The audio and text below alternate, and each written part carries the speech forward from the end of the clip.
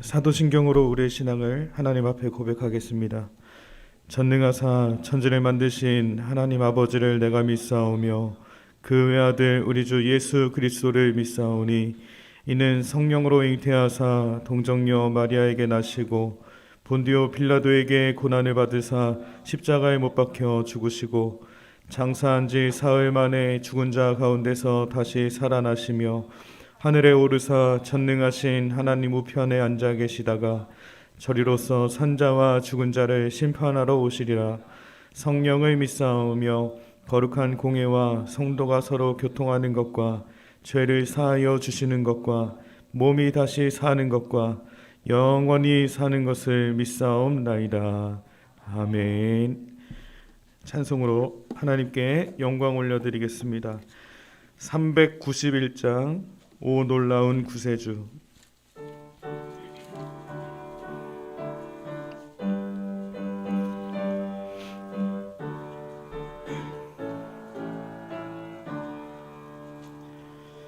오 놀라운 구세주 예수 내 주 참 능력의 주시로다. 큰 바위 및 안전한 그곳으로 내 영혼을 숨기시네. 메마른 땅을 종일 걸어가도 나 피곤치 아니하며 저 위험한 곳 내가 이를 때면 큰 바위에 숨기시고 주 손으로 덮으시네. 오 놀라운 구세주 예수 내 주 내 모든 짐 벗기시네. 죄악에서 날 끌어 올리시며 또 나에게 힘 주시네. 내 마른 땅을 종일 걸어가도 나 피곤치 아니하며 저 위험한 곳 내가 이를 때면 큰 바위에 숨기시고 주 손으로 덮으시네. 증량 못할 은혜로 채우시며 늘 성령의 감화 주사 큰 기쁨 중 주님을 찬양토록 내 믿음을 도우시네. 메마른 땅을 종일 걸어가도 나 피곤치 아니하며 저 위험한 곳 내가 이를 때면 큰 바위에 숨기시고 주 손으로 덮으시네. 주 예수님 공중에 임하실 때 나 일어나 맞이하리. 그 구원의 은총을 노래하리. 저 천군과 천사 함께 메마른 땅을 종일 걸어가도 나 피곤치 아니하며 저 위험한 곳 내가 이를 때면 그 주시고 주 손으로 덮으시네. 아멘. 김진국 장로님께서 기도해 주시겠습니다.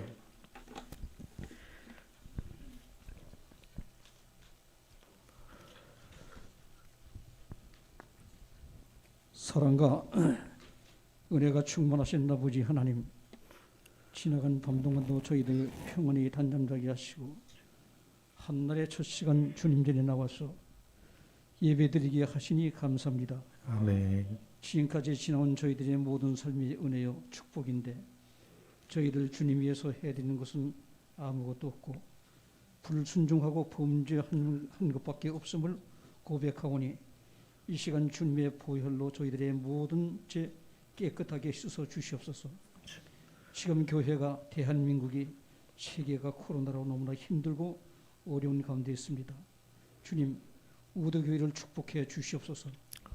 우리 목사님 코로나로 너무나 힘들고 어려운 가운데 있는데 교회의 건축 문제와 양태를 이끌고 나가시는데 주님의 능력의 손으로 붙들어 주시고 인도하여 주시옵소서. 아멘. 육신의 질고로 고통당하는 성도들 치료하여 주시옵소서.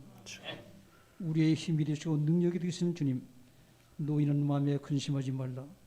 하나님을 믿으니 또 나를 믿으라고 말씀하신 주님, 혼돈 가운데 있는 아프가니스탄 국민들과 순교당하는 기독교인들 도와주시옵소서. 쿠데타와 코로나로 고통받는 미얀마를 도와주시옵소서. 아멘. 코로나 중에도 선교를 쉬지 않고 열심을 다하는 필리핀 미사이 교회 에비델 목사님과 홀리페이스 교회를 도와주시옵소서. 아멘. 민도에 확산되고 있는 코로나 람다베니 바이러스가 하루속히 종식되고 선교의 문이 활짝 열릴 수 있도록 주님 도와주시옵소서. 아멘. 오늘 하루도 목사님의 말씀으로 저희들 큰 은혜 받아 승리의 삶 살게 하시옵소서. 아멘. 이 모든 말씀 날 구원하신 예수님의 이름으로 기도하옵나이다. 아멘. 함께 묵상할 하나님 말씀 에스겔 43장 1절에서 18절까지입니다. 에스겔 43장 1절에서 18절까지 말씀 한 절씩 교독하겠습니다. 그 후에 그가 나를 데리고 문에 이르니 곧 동쪽을 향한 문이라.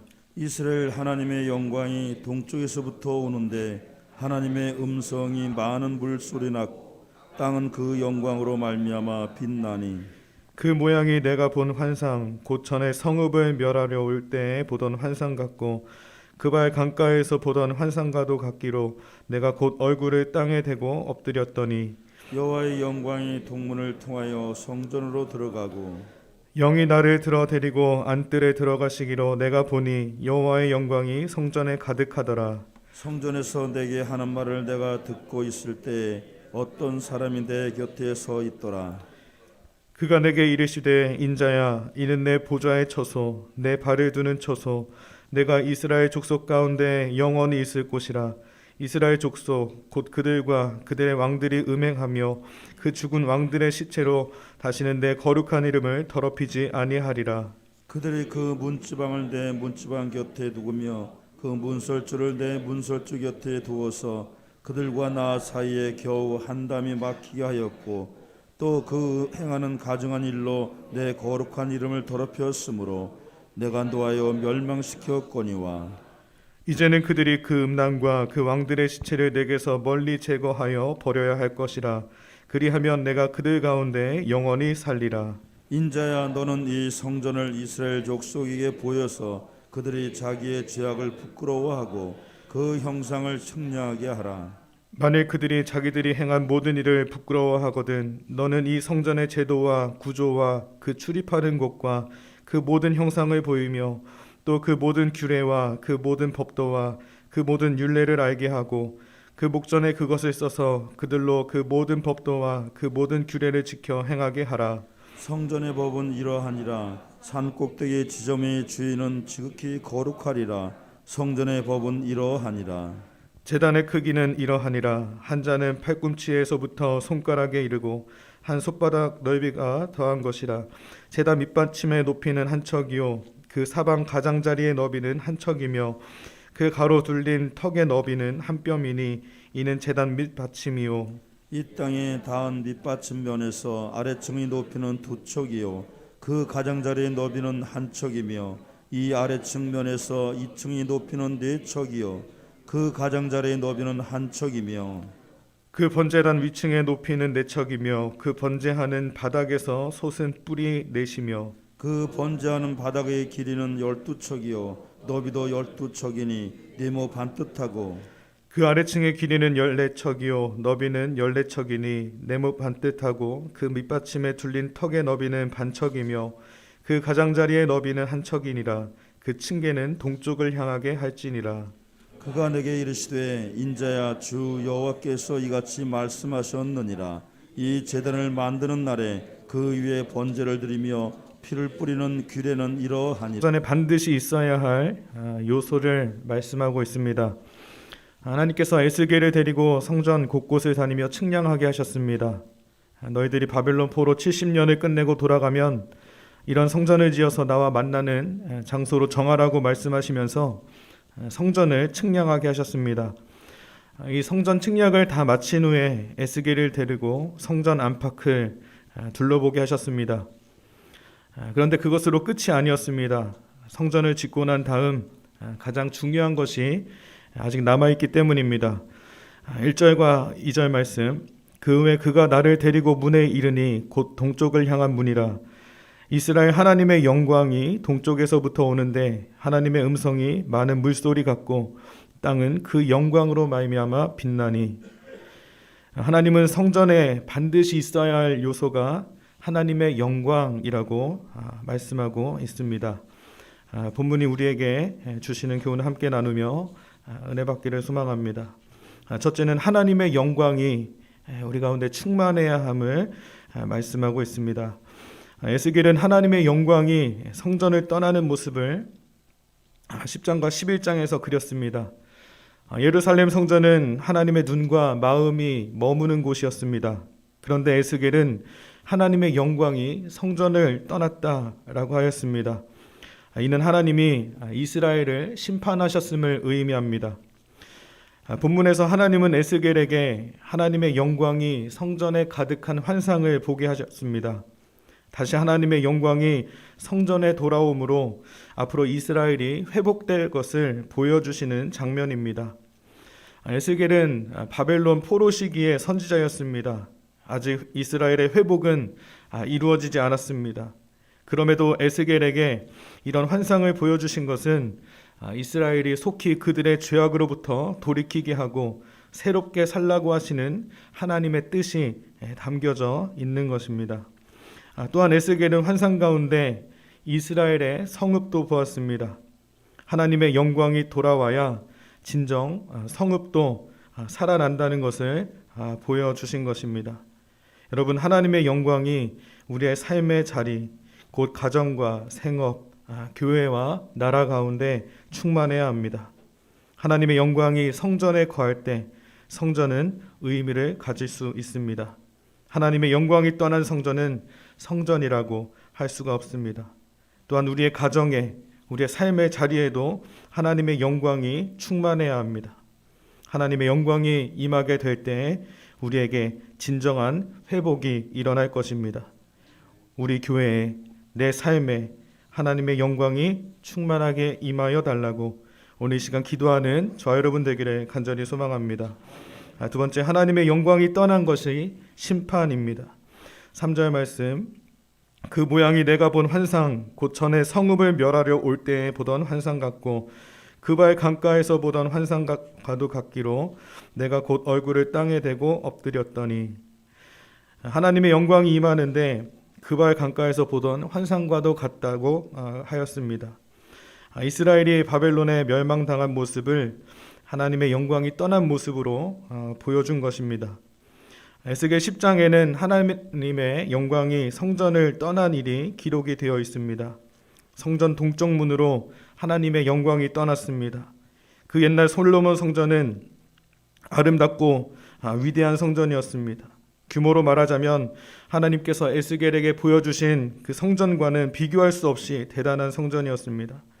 그런데 그 성전에서 하나님의 영광이 동쪽 문으로 나가버렸습니다. 왜 그랬을까요? 성전이 하나님의 영광이 도저히 거할 수 없는 상태였기 때문입니다. 성전 안에서 우상을 숭배하고 있었습니다. 사람들은 모여 있었고 그들이 가지고 나온 재물은 넘쳐났습니다. 하지만 다 가증한 재물이었습니다. 성전에 올라오는 성도들은 하나님을 진심으로 섬기는 사람들이 아니었습니다. 그들은 이중생활을 하는 우상 숭배자들이었습니다.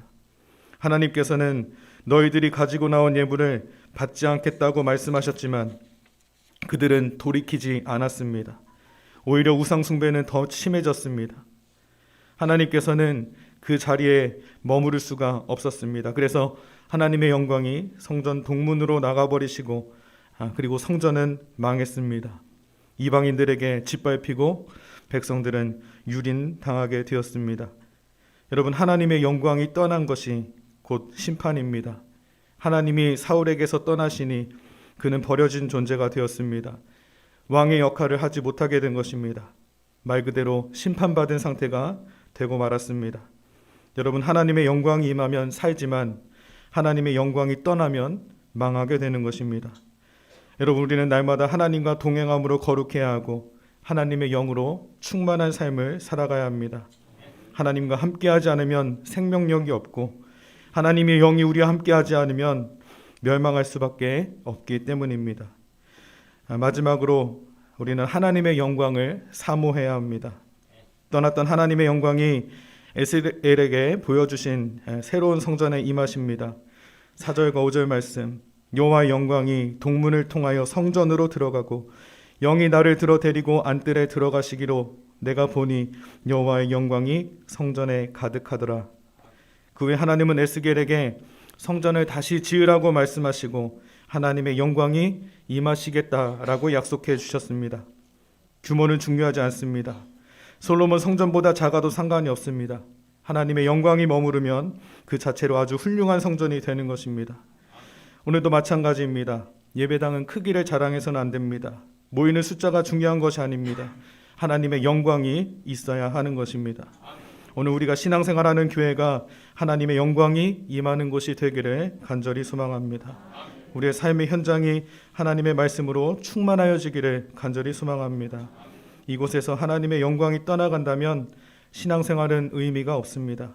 신앙생활하는 터전, 말씀의 터전이 하나님의 영광으로 충만한 곳이 되도록 우리가 그 영광을 사모하고 그 영광을 붙잡고 살아가야 할 것입니다. 이렇게 하나님의 영광이 임한 곳에서 드리는 예배가 의미가 있습니다. 18절 말씀, 그가 내게 이르시되 인자야 주 여호와께서 이같이 말씀하셨느니라. 이 제단을 만드는 날에 그 위에 번제를 드리며 피를 뿌리는 규례는 이러하니라. 하나님은 성전을 측량하시고 지으시라고 말씀하시고 하나님의 영광이 동쪽 문으로 들어오셔서 임재하셨습니다. 그 다음 예배를 드리라고 말씀하십니다. 이것은 하나님의 영광이 있는 곳에서 드리는 예배가 의미 있다고 말씀하신 것입니다. 그곳에 번제단을 만들라 하시고 이곳에서 번제를 드리라 라고 말씀하셨습니다. 번제는 모든 것을 태워서 드리는 제사입니다. 하나도 남지 않아야 그 의미가 있는 것입니다. 여러분, 우리가 하나님 앞에 드리는 예배는 번제와 같이 우리의 전 존재를 드리는 예배가 되어야 할 것입니다. 성경은 우리에게 너희가 하나님의 성전이다 라고 말씀하셨습니다. 우리의 존재에 하나님의 영광이 임하기 위해서는 마음과 생각까지 다 태워서 하나님께 드려야 합니다. 성전에 나와서 예배 드렸음에도 불구하고 나의 생각과 욕심이 그대로 남아있으면 그것은 제대로 드린 예배가 아닙니다. 예배를 드리고 나면 나의 욕심이 없어지고 염려와 세상적인 욕망도 또한 근심도 사라져야 합니다. 하나님 앞에 나올 때 모든 것을 다 태우겠다는 마음으로 예배드리는 저와 여러분 되기를 바랍니다. 하나님은 이렇게 드리는 예배를 원하신다는 사실을 기억하시기를 바랍니다. 이 시간 하나님의 영광을 사모하시고 하나님의 영으로 충만하여 우리의 전 존재를 온전히 하나님의 제단에 드리고 기쁜 마음으로 세상을 향하여 나아가시는 저와 여러분 되기를 주님의 이름으로 간절히 축원합니다. 하나님, 하나님의 영광 위하여 살아가는 저희들 되게 하여 주시옵소서. 하나님의 영으로 충만하여 하나님께서 주시는 그 하나님의 영으로 충만하여 우리가 욕심과 정욕을 태우고 하나님의 영광 위에서 살아가는 우리 모두가 될 수 있도록 주님 인도하여 주시옵소서. 하나님, 우리의 교회가 또한 내가 살아가는 삶의 터전이 하나님의 영광으로 충만한 곳이 되어지기를 간절히 소망합니다. 하나님, 날마다 하나님의 영광이 우리 가운데 충만하기를 사모하고 그 영광을 붙잡고 살아가는 우리 모두가 되게 하여 주시고, 하나님의 영으로 충만하여 오늘도 세상 가운데 믿음으로 승리하게 하여 주시고 하나님의 백성으로 승리할 수 있도록 하나님 우리의 삶을 붙들어 주시옵소서. 병중에 있는 성도들 주님 기억하여 주시고 하나님 치료의 강선을 비추어 주셔서 치료되고 회복되는 놀라운 역사를 일으켜 주시옵소서. 하나님, 오늘도 주님을 만난 기쁨이 우리 안에 충만하기를 소망합니다. 우리가 간절히 부르짖고 간구하는 기도 가운데 하나님 함께하여 주시고 하나님 우리 가운데 놀라운 일들을 일으켜 주시옵소서. 감사하며 예수님